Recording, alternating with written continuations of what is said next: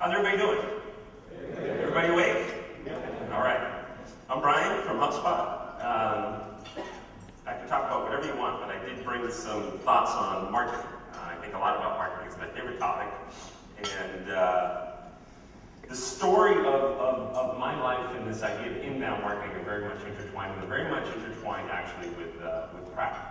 So before I started Hubspot, I was an entrepreneur in residence at Longworth Ventures, a little venture fund here in Boston, and I had a really cool job. My job was to go around to the portfolio companies and sort of help them think about go-to-market strategies, think about marketing, think about sales, think about how do we grow these little companies into big public companies someday. It was really cool. I got to hang out with really interesting guys like Pratt. And one of the light bulbs around inbound marketing really went off one day when I was in a meeting with Pratt's marketing gal. She's a great gal. And she was starting to walk through sort of like, she had a $1 million marketing budget, which was real money. In 2000, I think it was 2006, real money for Pratt's company at the time. She's kind of walking me through the program. And she was going to do hire telesales reps and cold call. She was going to buy a list and send lots of emails. She was going to go to the big trade show in the industry. She was going to hire a PR agency. She sort of had this tried and true marketing playbook. And I sort of went through each one. I'm like, okay, that's interesting, very interesting, very interesting. And I'm watching it, and she's doing the stuff, and it was working okay. And I remember during that same meeting, I forgot her name, but I said, well, pull up Google. Let's have a look on Google. And I said, well, search on something. And she did a search on Pratt's company. It was called TiECON. She searched on TiECON. Boom. She said, see, we're #1 in Google. We're really good at this SEO stuff. And I was like, well, search on Sarbanes-Oxley security appliance, which is a long, very precise search. I did a search, and then we'd have to go like 4 pages deep in Google to find it. And it was at that moment, I don't know if you know this, at that very moment with Pratt's marketing person, with the light bulb that went off in me, it's like, marketing is fucking broken. It just doesn't work anymore. That all these plays that people use, they don't work anymore. Sorry. All right. They don't work anymore. And let me give you some examples. And so let's say the play of buying a list and sending people emails. Who in the room goes through their spam folder and checks it every couple days? Okay, we got a couple dinosaurs. Who in the room, when your phone rings, you look at your phone, and it says there's no number there, who answers the phone? Of course, yeah. In fact, the only time I answer the phone is when my venture capitalist calls. PR agencies, to me, PR agencies, they kind of interrupt their way into journalists. Like, all the traditional rules of marketing just seem broken. My thesis was, for Pratt, that the whole rule book that we all grew up with is just broken. People are sick and tired of being sold to. People are sick and tired of being marketed to. And we're all getting very clever at blocking all this crap out. And then I started thinking, my co-founder is this guy, Dharmesh, and he was studying at Sloan. He started blogging at the time. And I was sort of comparing Dharmesh's blog to the companies I was working with. They were doing PR and doing inside sales, and they were doing cold calls and stuff like old school stuff. And I was sort of juxtaposing the two. And I started talking to Dharmesh about it. Dharmesh's blog was buried in all of my companies. He had 50 times more interest in his little onstartups.com blog than any of my venture-backed startups. So he and I would spend some time together and would talk about it. And the analogy he used, that I still use 6 years later, he said, what you're trying to do, Brian, is market to guys like on the left here. Does anyone know the guy on the left? A very famous guy. Well, that's my dad. And what I'm trying to do is market to guys on the other side.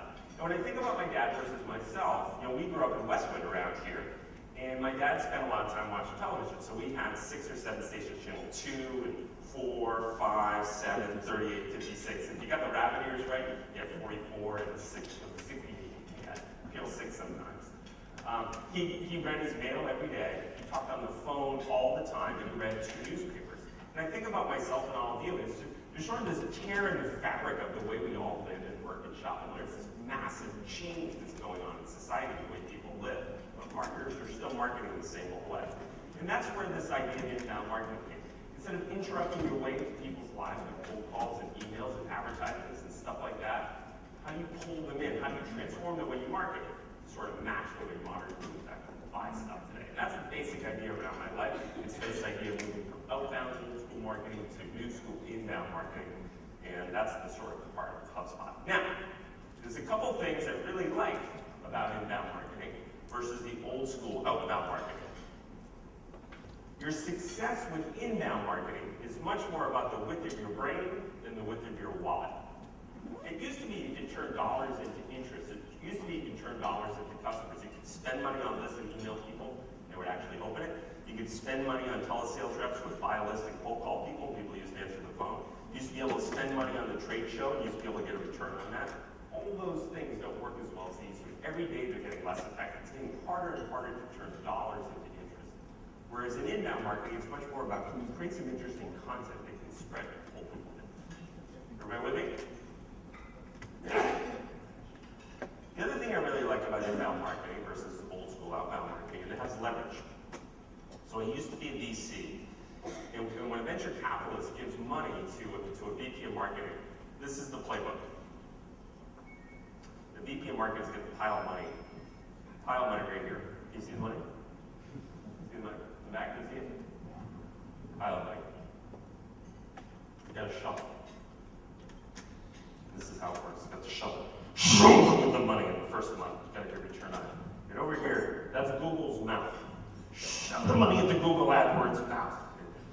Really good fireplace burn. Month number 2, shove with the money. Right into Google's mouth. Month number 3, shove. Who's growing? Google's growing like crazy. It starts done. There's no leverage in sort of traditional marketing. You kind of put $1 in, you might be able to $1.05 out. What I like about inbound marketing, it scales much more like your 401k. It scales much more like your mortgage. You create a piece of content today, it lasts forever. It pulls customers in forever. It's much more leverage to it. Third thing I like about this new marketing versus old marketing, old marketing is bloody irritating. Somebody cold calls you on Monday morning at 9 o'clock every week, like so many people do to me. It not only doesn't work, but it's bloody irritating and you ruin your brain. And this is particularly relevant to people selling to the CIO. Lots of people sell to the CIO. There's a long line of sales reps outside the door of the CIO. And that CIO is getting hundreds of cold calls a week. Not only is it not working with the CIO, but by the time he gets the 10th cold call from you, your brain is getting ruined, essentially. So it's not only less effective, but it's quite irritating. Same with those cold emails, same with all that kind of stuff. Inbound marketing is about how do you create marketing people love? How do you get people to fall in love with your brand? How do you transform it into a brand that people love? Okay. Everybody get the idea of inbound marketing? Okay. How do you do it? In my mind, there's sort of 2 steps to it. Step number 1 is you want to pull people in with content. The top of your funnel today is not about spending money, hiring PR agencies, hiring sales reps, doing any of that stuff happening. It's about how do you create interesting content and use that content to pull people in. What's this picture? Can you help me with this? Almost. Dash, what's this?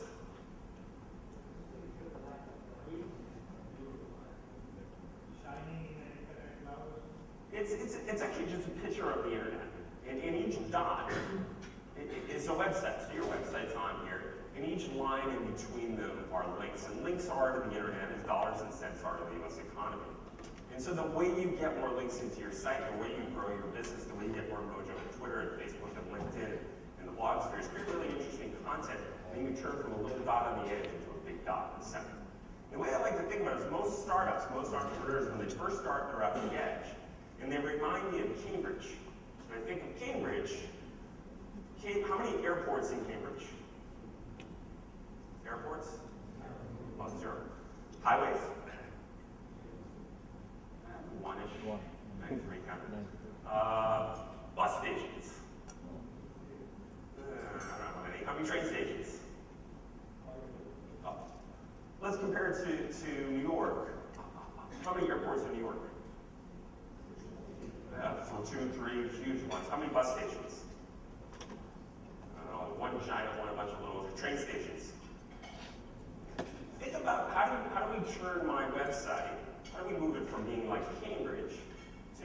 Think of the highways as links from blogs. Think of the bus stations as Facebook. Think of the train stations as Twitter. Think of the airports as LinkedIn. The better the content you're creating, the more content you're creating, it pulls people in through social media sites and through Google. You turn your website from a little dot on the edge into a big honking dot in the middle. You don't have to spend money on it. Rub some brain cells together. The second piece of modern marketing, I think, is create content to pull people in and create context to pull people through. And what do I mean by this idea of context? Anyone know who this guy is down the bottom left corner? That's Dharmesh, my co-founder. This is what Dharmesh sees when he goes to Amazon. What does Amazon know about Dharmesh? He's a geek. What else? He has a kid. He's teaching his kid how to program, is what he's trying to figure out how to do. Has Dharmesh ever spent any time with a sales rep at Amazon? No, he doesn't know a soul at Amazon, but Amazon seems to know a lot about him. This is me. What does Amazon know about me? What does Amazon know about me? You know what you buy on Amazon. What's that? You know what you buy on Amazon. Yeah, and what do they know? What are they marketing to me? It's a little hard to say. Well, they know I'm a deadhead, into the Grateful Dead. Any deadheads here? Nice.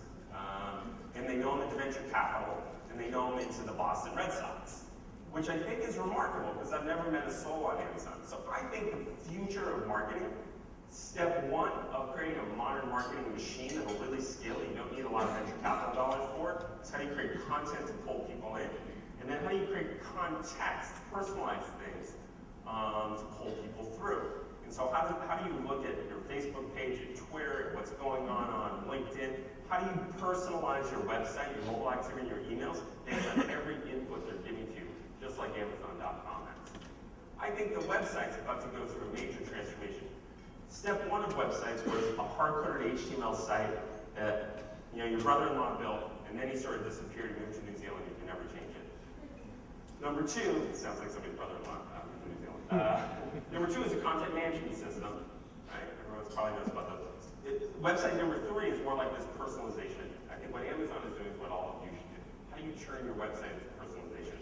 Everybody who visits your website gets a really unique experience. Okay. I got a couple other topics. I want to talk about how you hire your first marketing person. Okay? Anyone know who this is? Another famous guy. What? My brother? No, not my uncle. No. This is the CMO of Coca-Cola.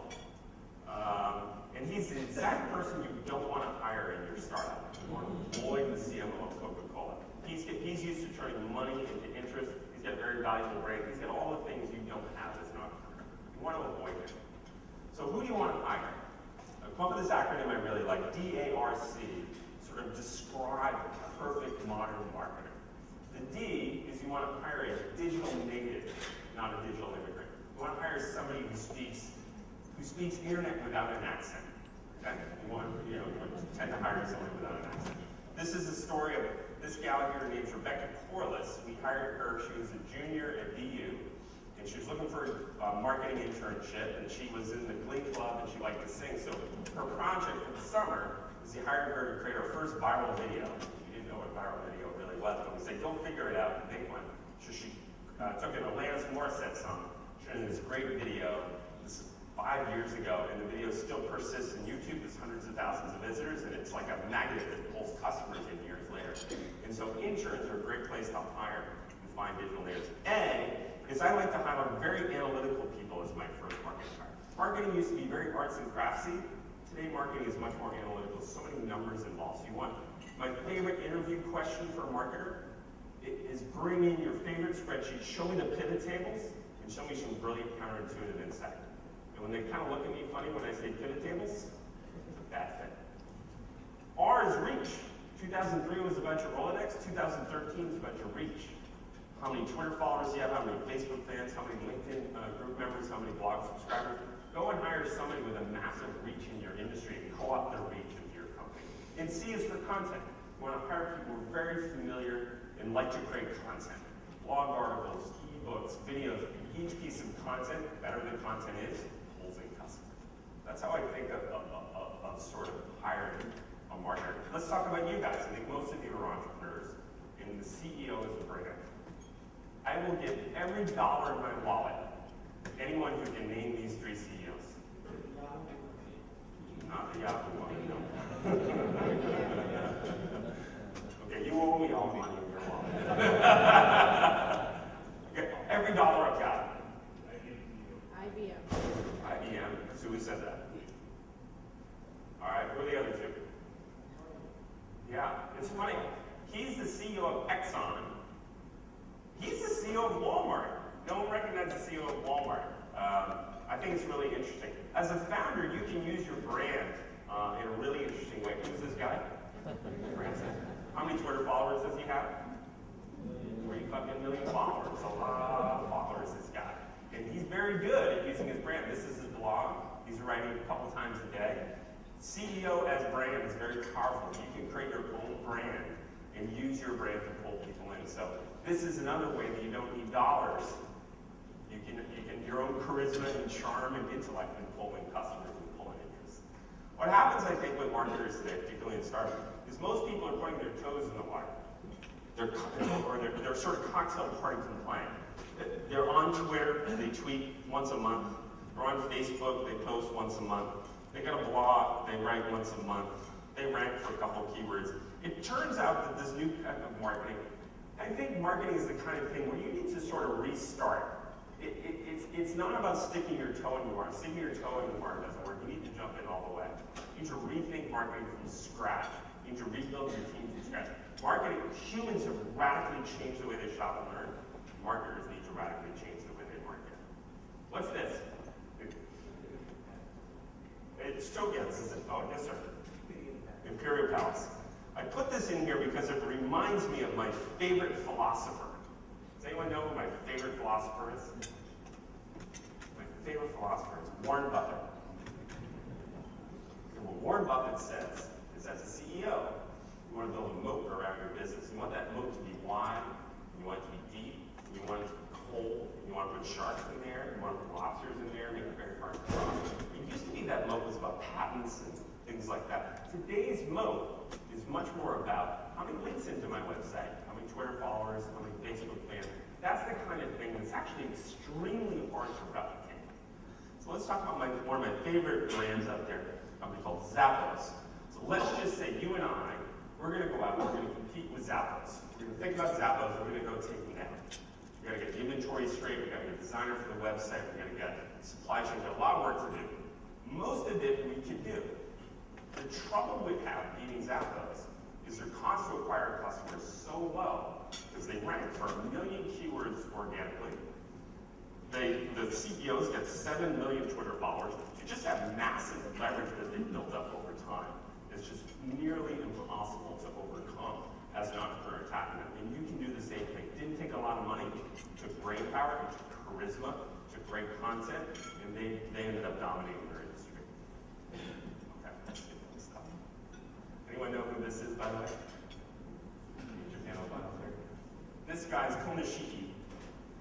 I used to live in Japan. He's a Japanese sumo wrestler, and he was 550 pounds. Huge guy. This guy's Terao. He's actually Hawaiian. He's Japanese. Terao weighed 180 pounds. And every time Terao would kick Konishiki's ass, and this is how he did it. He'd start up like this, and Konishiki would get up and hit lumber over like this. And then Terao would be like this. And he would fake and then go like that. And Konishiki would go boom and fall on his stomach. Every time, worked every time.